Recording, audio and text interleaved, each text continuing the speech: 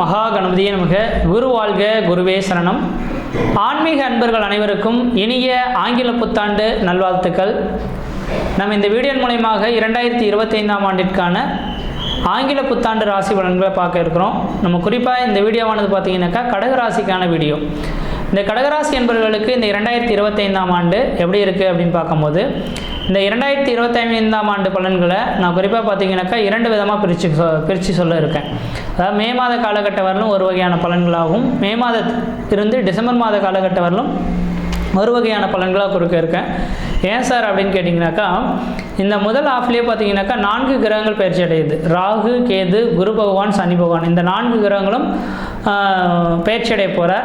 அப்போ பயிற்சி அடைகிறதுக்கு முன்பாக ஒரு நிகழ்வும், பயிற்சி அடைந்த பின்பு ஒரு நிகழ்வுகளும் நடக்க போகுது. எல்லா ராசிக்காரர்களுக்கும், உங்களுக்கு மட்டும் கிடையாது, எல்லா ராசிக்காரர்களும் நடக்க போகுது. அப்போ முதல்ல எப்படி நலமாக இருக்க போதா, இரண்டாவது நலமாக இருக்கா, இல்லை இரண்டுமே நலமாக இருக்க போதா அப்படின்றத நம்ம இந்த வீடியோ தொகுப்பில் பார்க்க இருக்கிறோம். முதலாவதாக பார்த்தீங்க அப்படின்னாக்கா, இந்த குரு பகவான், ஏன்னா கடகராசி என்பவர்களுக்கு குரு பகவான் பாக்கியஸ்தானாதிபதி, 9ஆம் அதிபதினு சொல்லக்கூடிய கிரகம். அப்போ 9ஆம் அதிபதினு சொல்லக்கூடிய கிரகம் தனக்கு 11ஆம் இடத்தில் லாபஸ்தானத்தில் இருக்கிறார். அப்போ லாபஸ்தானத்தில் இருக்கக்கூடிய காலகட்டங்கள் வளர்ச்சிக்கான ஒரு அமைப்புகளானாக்கா கண்டிப்பாக வளர்ச்சிக்கான அமைப்புன்னு தான் சொல்லணும்.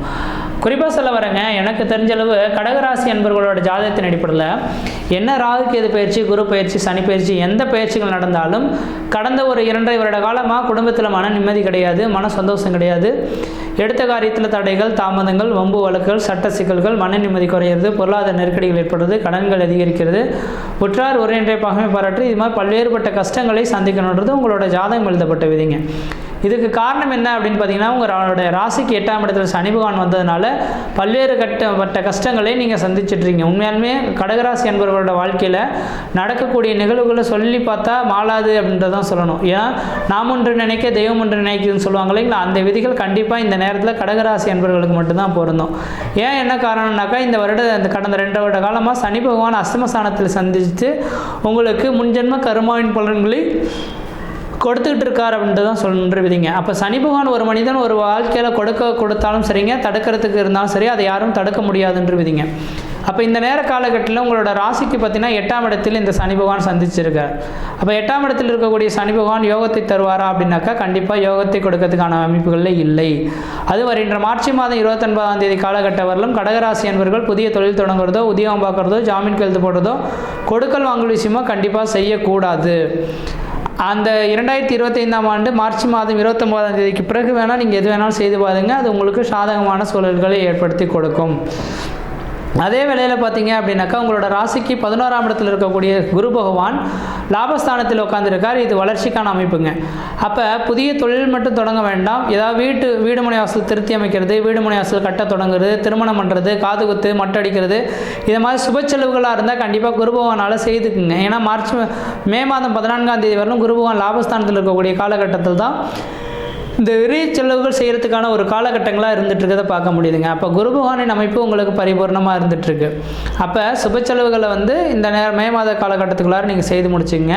ஆனால் அதுக்கு பின்னர் பார்த்தீங்க அப்படின்னாக்கா, இந்த குரு பயிற்சி, இந்த சனி பயிற்சி ரெண்டுமே உங்களுக்கு யோகமாக இருந்துகிட்ருக்கு. ஏன்னா சனி பகவான் அஷ்டமஸ்தானத்திலேருந்து விலக போகிறாருங்க, 9ஆம் இடத்துக்கு செல்ல போகிறார். அதே போல் குரு பகவான் 12ஆம் இடத்துக்கு வர போகிறார். இந்த 2 அமைப்புமே உங்களுக்கு சிறப்பாக தான் இருக்குது. ஏன்னா 9ஆம் இடத்துக்கு சனி பகவான் செல்லக்கூடிய காலகட்டத்தில் அஷ்டம இருந்து ஒரு பெரிய பிரச்சனையிலேருந்து உங்களுக்கு விடுவிச்சாலே மிகப்பெரிய ஒரு மன சந்தோஷம் அப்படின்ற விதிங்க. அப்போ அஷ்டமச்சனிலேருந்து விலகிறதுனால கடகராசி என்பவர்கள் பெரிய லெவலில் பாதிப்புகள் எதுவும் கிடையாது, மீண்டு வரக்கூடிய ஒரு காலகட்டங்களை உருவாகும். அந்த 2025 மார்ச் மாதத்துக்கு பிறகு இந்த 2025ஆம் ஆண்டு முழுவதுமே உங்களுக்கு சனி பகவானால யோகம் தான். எது செய்தாலும் தொட்டது தொடங்கக்கூடிய காலகட்டமும், நினைச்சது சாதனை பண்ணக்கூடிய காலகட்டமும், தொழில் வளர்ச்சியும் தொழில் மூலிமா லாபங்களும் பெறக்கூடிய ஒரு காலகட்டங்களாக இருந்துகிட்ருக்குன்ற விதிங்க. அதே வேளையில் இந்த குரு பகவான் பார்த்தீங்கன்னாக்கா உங்கள் ராசிக்கு 12ஆம் இடத்துக்கு மே மாதம் 14ஆம் தேதிக்கு பிறகு வர இருக்கார்.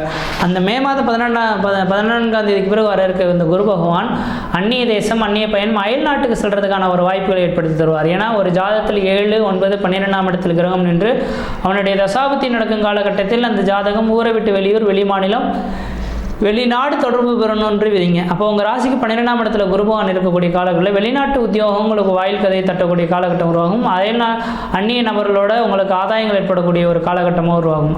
அந்த வேற காலகட்டத்தில் பார்த்தீங்கன்னாக்கா உங்களுடைய ராசிக்கு 6ஆம் இடத்தை குரு பகவான் பார்க்கறனால உங்களுக்கு ஒரு உத்தியோக உயர்வுகள் கிடைக்கிறதுக்கான வாய்ப்பு உண்டு. சுய தொழிலில் கொடிகட்டி பறக்கக்கூடிய காலகட்டம் உருவாகும். அரசு உத்தியோகத்துக்காக காத்திருக்கக்கூடியவர்கள் அரசாங்க உத்தியோகம் உங்களுடைய வீட்டின் வாயில் கதையை தட்டும். எதிரிகள் எத்தனை பேர் இருந்தாலும் அந்த எதிரிகளை வென்று வரதுக்கான ஒரு காலகட்டங்களாக உருவாகுன்ற விதிங்க. அதே வேளையில் இந்த குரு பகவானோட பார்வையானது பார்த்தீங்கன்னாக்கா உங்களோட ராசிக்கு 4ஆம் இடத்துக்கு சிவஸ்தானத்துக்கு படம் இருக்குது மே மாதம் 14ஆம் தேதிக்கு பிறகு. அப்போ 4ஆம் இடத்துக்கு படக்கூடிய இந்த குரு பகவான் பார்த்தீங்க அப்படின்னாக்கா 4ஆம் இடம் வீடு மனை வாசல் வண்டி வாகன யோகத்தை குறிக்கக்கூடிய இடம். அப்போ 4ஆம் இடத்துக்கு படுறதுனால வீடு மனை வாசல் வாங்குவதோ வண்டி வாகனங்கள் வாங்குவதற்கோ ஒரு உகந்த காலகட்டம் அப்படின்னாக்கா மே மாதத்துக்கு பிறகு ஒரு உன்னதமான காலகட்டமாக இருந்துகிட்டு இருக்கிறத பார்க்க முடியுதுங்க. அடுத்ததாக பார்த்தீங்க அப்படின்னாக்கா உங்களோட ராசிக்கு இந்த குரு பகவானின் பார்வை 8ஆம் இடத்துக்கு படம் இருக்குங்க. அப்போ 8ஆம் இடமானது திடீர் அதிர்ஷ்டம், திடீர் பணவரவுகளை சொல்லக்கூடிய இடம், உடல் ஆரோக்கியத்தையும் சொல்லக்கூடிய இடம். ஒருவேளை கடந்த 7 அஷ்டமச்சனி காலகட்டத்தில் கடகராசி என்பவர்கள் உடல் ரீதியாகவும் மன ரீதியாகவும் பாதிக்கப்பட்டு மருத்துவத்துக்காக செலவு பண்ணியிருந்தீங்க அப்படின்னாக்கா மே மாதத்துக்கு பிறகு முழுமையாக நீங்கள் அதில் விட்டு விலகி வர போகிறீங்க. உடல் ஆரோக்கியம் தெளிவுபட போகுது அப்படின்ற மட்டும் ஆணித்தரமாக சொல்ல விரும்புகிறேங்க. அப்போ 2025ஆம் ஆண்டில் குரு பயிற்சியானது உங்களுக்கு வளர்ச்சி நிறைந்த ஒரு பயிற்சியாக இருந்துகிட்ருக்கு.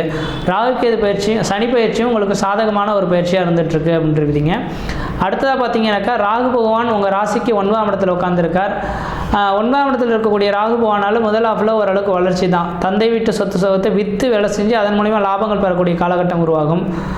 அதேவேளை ராசிக்கு 8ஆம் இடத்துக்கு ராகு பகவான் வருகின்ற மார்ச் மாதம் 29ஆம் தேதிக்கு பிறகு வர இருக்கார். அது யோகம் தானா அப்படின்னாக்கா கண்டிப்பாக யோகம் இல்லை. ராகு பகவான் எங்கே இருக்கிறாரோ முக்கியமாக 8ஆம் இடமானது அடிவயிறை குறிக்கக்கூடிய இடங்க. அடிவயிறு சார்ந்த பிரச்சனைகள் வரலாம். அல்சர் சம்மந்தப்பட்ட கம்ப்ளைண்ட் வரதுக்கான வாய்ப்புகளும் கடகராசிக்காரர்களுக்கு இருந்துகிட்ருக்கு. அதனால் வருகின்ற 2025 மார்ச் மாதம் 29ஆம் தேதி பிறகு நேரத்துக்கு சாப்பிட்டுக்கணும். தேவையில்லாத உணவுப் பொருட்களை தவிர்த்துக்கணும். காரமான உணவுப் பொருட்களை தவிர்த்துக்கிறது ஓரளவுக்கு நல்ல பலன்களை தரும். இல்லையேல் அல்சர் சம்மந்தப்பட்ட கம்ப்ளைண்ட்டும் உங்களுக்கு உடல் ரீதியான பாதிப்புகளும் ஏற்படுறதுக்கான வாய்ப்புகள் இருந்துகிட்ருக்கு. அதேபோல் உங்களோட ராசிக்கு 3ஆம் இடத்துக்கு கேது பகவான் வருது விசேஷமான ஒன்று தான். 3ஆம் இடமானது முயற்சி ஸ்தானம் வெற்றி ஸ்தானம்னு கிடைங்க விதிங்க.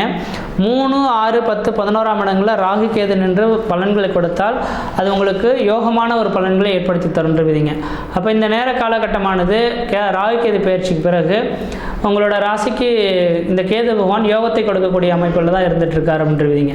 அப்போ குறிப்பாக சொல்லப்போனால் இந்த வருட காலகட்டத்தில் கடகராசி என்பவர்களுக்கு முதல் ஆஃப்னு சொல்லக்கூடிய விஷயமானது கொஞ்சம் சோதனைக்கான ஒரு காலகட்டங்களாக தான் இருக்கும். ஏன்னா அஷ்டமச்சனியோட தாக்கங்கள் இருந்துகிட்ருக்கு இல்லைங்களா. அஷ்டமச்சனி விலகிறவர்களும் கொஞ்சம் மன நிம்மதி இல்லாமல் தான் இருந்துகிட்ருக்கீங்க. நான் மார்ச் 29ஆம் தேதிக்கு பிறகு எல்லா விதத்திலையும் யோகத்தை பெற போகிறீங்க. வீடு இல்லாத நபர்களுக்கு வீடு மனை வாசல் வாங்க போகிறீங்க. கல்வியில் மேன்மை அடையாமல் கல்வியில் பின்தங்கிய நபர்கள்லாம் பார்த்திங்கனாக்கா உங்களுக்கு கல்வி யோகம் பெறக்கூடிய காலகட்டம் உருவாகும்.